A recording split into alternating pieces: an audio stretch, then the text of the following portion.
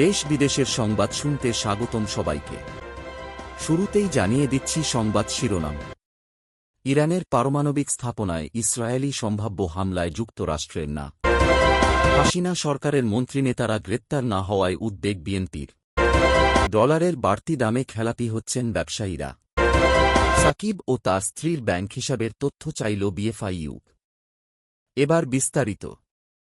সম্প্রতি ইসরায়েলে ক্ষেপণাস্ত্র ছুড়েছে ইরান।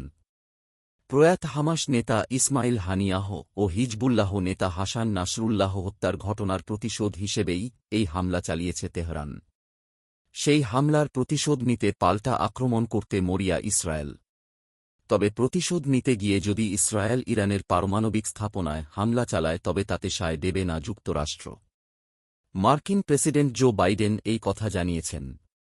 স্থানীয় সময় বুধবার হারিকেন হেলেনের তাণ্ডবে নর্থ ক্যারোলাইনা অঙ্গরাজ্যের ক্ষতিগ্রস্ত এলাকা পরিদর্শন করেন জো বাইডেন। এ সময় ভাইস প্রেসিডেন্ট কমলা হ্যারিসও তার সাথে ছিলেন। এ সময় সাংবাদিকরা বাইডেনের কাছে জানতে চান, ইসরায়েল ইরানের পারমাণবিক স্থাপনায় হামলা করতে চাইলে তিনি তাতে সমর্থন দেবেন কিনা। জবাবে বাইডেন সাফ জানিয়ে দিয়েছেন, না। ছাত্র জনতার অভ্যুত্থানে হত্যার সহযোগী হিসেবে পতিত সরকারের মন্ত্রিপরিষদ সদস্য আওয়ামী লীগের নেতারা গ্রেপ্তার না হওয়ায় উদ্বেগ প্রকাশ করেছে বিএনপির সর্বোচ্চ নীতি নির্ধারণী ফোরাম। গত মঙ্গলবার রাতে বিএনপির স্থায়ী কমিটির বৈঠকে এ নিয়ে বিস্তারিত আলোচনা হয়।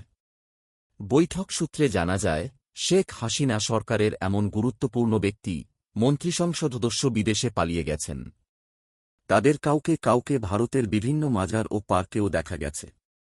বিএনপির নেতারা মনে করেন, হত্যা মামলার পরেও এসব আসামি কিভাবে পালালেন, কারা তাদের পালিয়ে যেতে সহযোগিতা করেছে, এসব বিষয়ে জনমনে যথেষ্ট প্রশ্ন ও উদ্বেগ আছে। ডলার সংকট তীব্র হচ্ছে প্রতিদিন। ব্যাংক ঋণের সুদের হার 1.4% ওপর চলে গেছে আরও আগে। এর মধ্যে ডলারের দর কোনোভাবেই নিয়ন্ত্রণ করা যাচ্ছে না। সুদ ব্যয়ের সঙ্গে ডলারের বিনিময় হার ও অন্যান্য ব্যয় বেড়ে যাওয়ায় বাড়তি চাপে পড়ছেন ব্যবসায়ীরা। চাপ সামলাতে সময়মতো ব্যাংক ঋণ পরিশোধ করতে পারছেন না তারা। এতে নতুন করে খেলাপি হয়ে যাচ্ছেন ব্যবসায়ীরা। কেন্দ্রীয় ব্যাংকের নীতির কারণে ব্যবসায়ীদের ব্যবসা করা কঠিন হয়ে পড়ছে। সংশ্লিষ্টরা বলছেন, ডলার সংকট এখন ব্যবসায়ীদের বড় সমস্যা। সংকটের কারণে এলসি খোলা কঠিন হয়ে যাচ্ছে। বাড়তি দামে এলসি খুলতে হচ্ছে। এর প্রভাব পড়ছে সামগ্রিক ব্যবসার ওপর।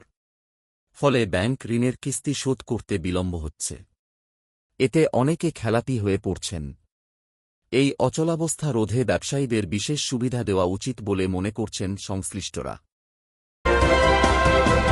ক্রিকেটার ও আওয়ামী লীগের সাবেক এমপি সাকিব আল হাসান এবং তার স্ত্রী উম্মে আহমেদ শিশির সহ 7 জনের ব্যাংক হিসাবের তথ্য চেয়েছে কেন্দ্রীয় ব্যাংকের আর্থিক গোয়েন্দা বিভাগ Bangladesh financial intelligence unit BFIU.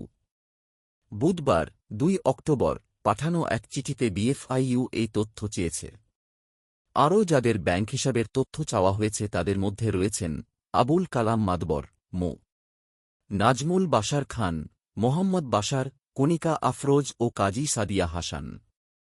Bank ও ব্যাংকবহির্ভূত আর্থিক প্রতিষ্ঠানগুলোকে এসব ব্যক্তি ও তাদের কোম্পানি বা সংগঠনের নামে থাকা বিভিন্ন হিসাবের তথ্য জমা দিতে বলা হয়েছে।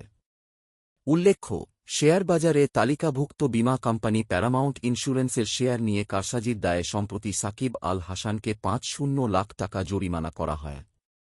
তিনি দ্বাদশ জাতীয় সংসদ নির্বাচনে মাগুরা 1 আসন থেকে আওয়ামী লীগের দলীয় প্রতীকে সংসদ নির্বাচিত হয়েছিলেন।